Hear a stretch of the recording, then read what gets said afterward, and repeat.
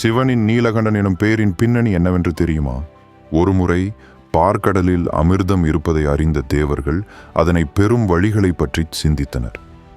ஆனால் அமிர்தம் கிடைக்க கடலை கடைய வேண்டும் என்பதும் அதற்கு அசுரர்களின் உதவியும் தேவை என்பதும் தெளிவானது. எனவே தேவர்களும் அசுரர்களும் இணைந்து மந்தார மலையை மத்தாக வைத்துக்கொண்டு வாசுகி நாகனை கயிறாக பயன்படுத்தி கடலை கடையத் தொடங்கினர்.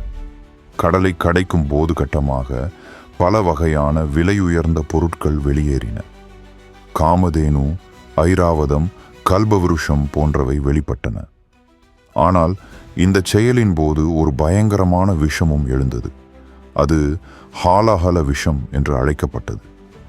அது ஒரு முறை வெளிவந்தவுடனே அதன் பயங்கர தன்மை காரணமாக 3 உலகங்களும் அதனால் அழிவு பெறும் நிலை ஏற்பட்டது.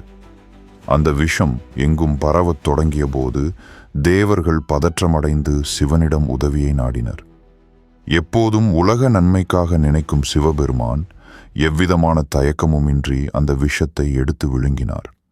ஆனால் அது உடலுக்குள் செல்லும்படியாகச் செய்யாமல் தனது கழுத்தில் மட்டுமே வைத்தார்.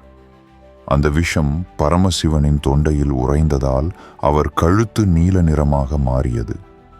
அதிலிருந்து நீலகண்டன் என்ற சிறப்பு பெயரை பெற்றார்.